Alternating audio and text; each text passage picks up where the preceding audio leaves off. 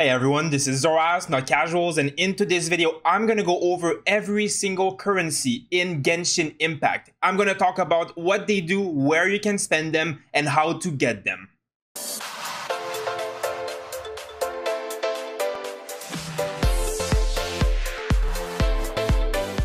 So when you go into your inventory right here and you go to the last tab available, you can see most of your currencies here. So we have many things such as Animoculus, we have the glitters of the two types, we have the fates, we have the animal and geo sigils, and you can also see the resin here, which is a consumable to give you more resin. And down here you can see Primogem, which is another currency, as well as Mora, which is basically the gold and the basic currency of this game. So first, I'm gonna talk about Mora, as I just mentioned. So where can you spend Mora and how can you get Mora? Of course, there's many ways in this game to get Mora. Basically, every single thing you do in this game, from quest to killing monsters to getting chests, they all give Mora. It's right here and it comes from everywhere. Now, people will be at the beginning having a lot of Mora. For like example, I have more than 1 million Mora right now. So where can you spend it? What can you do with it? What is it used for? So you can see all my Mora is shown up here when I'm at the shop, and obviously if I was to shop here, I could buy anything with Mora. That is one thing that you can do, so you can go to vendors and buy ingredients of any kind. There's also the same thing that goes for the alchemy vendor over there, but in the game, Mora is mostly used for leveling up your characters. Now it might not seem like it, but you will see that once you have a character that you're leveling up, for example here, so she's level 30 right now. If I was to bring her to level 40, see, I'm going to put XP tomes, there we go. Now she would be level 40. See how much it would cost me here. So out of my 1 million, it would cost me 72,000 to level her up to level 40. Now when you're going to get characters that are level 40 plus, and you're going to level to level 50 and 60, it's going to start costing hundreds of thousands of Mora, which is why you should be careful on how you spend your Mora and what you do with it so you don't waste it on items or characters that you don't need. Now you can also spend Mora while enhancing artifacts. For example, this one, if I were to enhance it. Now the cost of Mora is going to be shown down here, and you see if I put a blue item, it's 1260. Now if I put a purple item, 3,780. So you can see that it adds up the amount of items you need. And of course, as you get higher and higher level, the cost is going to increase more and more. So this is another way. Now, if every level costs me 8,000 Mora, 100,000 is going to go pretty quickly if I'm leveling every item that I have on my character 4 or 5 times. That's 500,000 Mora right there. Now, I only have 1 million. So you can't do that for every single item that you have in your inventory. It will go very quickly. Now the same thing will happen when you're doing weapons, for example. Now if I take this character's weapon and I want to enhance it, there we go, you can do the same thing here. So when you're using white material item, obviously it's pretty cheap. Once you get to the point where you're using these higher end material, you can see that it costs basically 1,000 every time you use one of these to enhance. Now I have 265, so if I was to use all of those, that would be 265,000 more gone like that. So you can see that this might seem high right now, but it will go quickly, and you should be focusing your Mora on certain characters and certain items, not every single character and every one of their items, because else you will be very strapped for cash once you get high level. Now if you want to farm Mora, there is many efficient ways to do so. Of course, you can do, as I said earlier, quests and objectives. If you go in your adventure book, you'll also find tons of different things here. They all give 25,000. This one gives 30,000 for completing it. All the commissions, thousands of them, domains, thousands. So you're going to get a lot of Mora from a lot of different places. There's also this Leyline Outcrop, which is Wealth Blossom, which is made to farm Mora. And it has a use because you need Mora eventually, trust me. And there's also all these mobs you can kill. They all give Mora, and there's no limit. You can just kill them as many times as you want, as long as they are in your world. So there's really a lot of ways of getting Mora. There's also some special chests around the world which give amazing reward. Now if we go here and look at our map, you won't see all the chests that I have, but we have videos on our channel right now that show some very special location. One chest specifically is in Leo Harbor here. In one of the bank here, you can go and steal 200,000 Mora alone from one chest. There's another quest all the way up here that gives 150,000. So there are some really good hidden spots in the game where you will get very good amount of Mora for very small effort. So make sure to check those videos out. I will put a link in the description as well as a card up top. Now, the next currency I want to talk about, which is also very important in this game, is going to be resin. If you are on your map, you can see the resin all the way up here. It tells you when it replenishes fully, and obviously there's a cap of 120, and this is how you do a lot of the good content in this game, such as killing bosses, for example. If I go here and I talk this guy, you see that if I want to kill him, I'm going to pay 40 of this resin to have a chance at these rewards, which are amazing. So you have to be careful with the way you spend your resin. Now, it regenerates every day, as I said, so you have to basically log on every day and use it wisely. One thing about the resin is you can also use these items that I showed you in the inventory earlier, or you can spend Primogem as well. So if I spend 50 Primogem, I can get 60 resin, and I can do this 6 times in one day. So that's actually pretty decent, because you do get a lot of Primogem in this game, and the resin gives you a lot of reward for the cost, so it is worth doing if you have a lot of Primogem left over. Now, Mora and resin are the two most important currencies in this game, but the other important currency in this game will be Primogems. Of course, it is the special currency of this game. You'll be getting a little bit of Primogem for almost everything you do, like 2 or 3 every time you open a chest, discover a region, talk to a waypoint, do quests. You're going to get 10, 50 commissions, all that stuff. You're going to get a small amount, but it adds up very quickly, and it is obviously a very important currency. Now, you can also top up your crystals here, and Genesis crystals can be converted into Primogem for a 1-to-1 ratio. So this is obviously kind of the same currency, just you pay for this one and then transform it in this one, or you get the Primogem just from playing the game otherwise.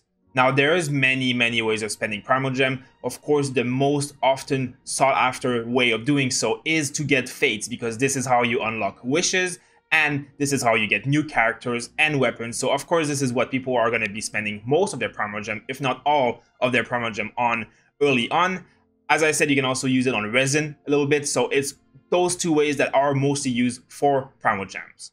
Now, you can also use here, if you're going to be spending money and use the Genesis Crystal, you can buy these bundles with the Genesis Crystal. So this is something that is very good to do. As you saw, I did it because you get a lot of stuff, including some resin here. So the cost is definitely worth it. But this is really if you're investing money in the game. Now, another way that you can get these is by buying this pack. You're going to get 90 Primogem every day, as well as some Genesis Crystal right away. So this is all the ways you can do this. Now, of course, we're not going to forget to mention that you're going to do in the wish here, which is what everybody likes to spend Primogems on. And this is where you're going to be trying to open these. For example, if I'm going to open 10 wish, it's going to ask me if I want to acquire the other fates with my Primogem. And this is where most people are going to be spending your Primogem. Let's be honest, we're all going to spend our Primogems there at the beginning because we want all the characters. Now, while we're on the subject of wishes, the other currency that is very much related to Primogem will be the Acquaint Fate here, which you can buy with Primogem to open these wishes. Or when you have a special character event wish available, which is the Venti one right now, you have this Intertwined Fate, which is only for opening limited wishes. So they're basically the same thing, they're just different bundles, but they cost the same price and they do the same effect. The result can be different. Now, as well, if I go into the special weapon one, I also can be using this Intertwined Fate. So this is where you're going to be spending these fates. There is really no other way of spending them, but it is the best way because this is what we all like to do. It is a gacha game after all.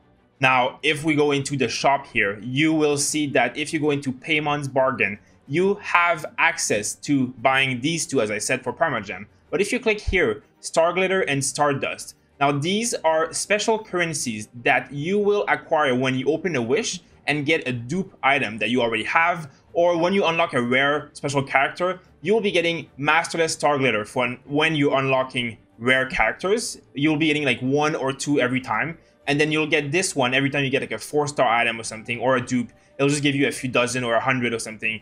And then you can convert these in this store for, first of all, this and this. So as we said, these fates, that is the only other way of purchasing it. So you can spend this whole extra glitter, it's like Stardust that you got extra. You can convert it back and to open more fate. So as you see, you can get 5 a month. So I'm gonna buy mine right now because this is an amazing value. You must buy both of these every time they're up, and they will now go down here and they will refresh in 30 days. So this is a very good thing to do every 30 days. You're gonna get enough, even if you're free to play, you're gonna get enough to do this every month. Now this one, as I said, this one has no limit because it's a lot rarer that you're gonna get some of this, but you can convert 5 of them into either of these fates, or you can also buy some really good 4-star items and weapons once you have a lot more of them. So this is up to you. There really isn't a bad way of spending this. The value that you get is always going to be good for it. If you really want these characters, it is really worth it to save up and buy it for that. The last currency I want to talk about, basically Geo Sigil and Animal Sigil. Now these are gotten from a lot of different stuff, and they say on the currency right here can be exchanged for special items in Mondstadt, and this one is in Liyue. Now, in order to spend these, you have to find a vendor that has a gem like this in front of their name. So in Mondstadt, she is right here beside the adventure rank girl over there. She is here. You simply talk to her and she will have the option of browsing item. When you do so, you come here and this is where you can spend this currency. There is no other use for this currency and these items do not reset. So as you see, I have spent my currency and bought out everything. Now these are usually ascension materials which are very useful at the beginning of the game, and you get a little bit of Mora that you can also spend. Now they also sell special items, so this one is made to increase the Animal Traveler's constellation, which is going to make the Traveler very, very strong. Now I don't use the Traveler, so I'm not buying this, but this is something that you will be getting from many, many places in the world, so you will have more than you need to buy the entire store out once, and then once you've bought out the entire store, you will be able to convert it into Mora. You'll see that if I try to purchase it, it's asking me to wait until I've unlocked all items. So basically, once you've unlocked these two different items, you will have nothing else to buy, and you can convert all of these sigil into Mora. Now, this vendor specifically has one type of prototype sword. This is the sword that the Traveler also uses, and if you bought this, you would be able to go to the blacksmith and craft a sword. Now, the second vendor for the Geo ones is in, obviously, Liyue. Now, if you come here in Liyue Harbor, it's basically right in the center. Now, if you see I zoom in, this little icon shows up, and this is the Jellery, the icon I told you to look for. So I'm right in front of her. She is right here. So now you can trade in the respective sigil here for even better reward, to be honest. This one is absolutely amazing. Now, we have the same kind of stuff as we saw earlier, and this one is different. This one helps increase the talent of a Geo Traveler. So basically, if your Traveler is Geo, this will be the one you're going to need.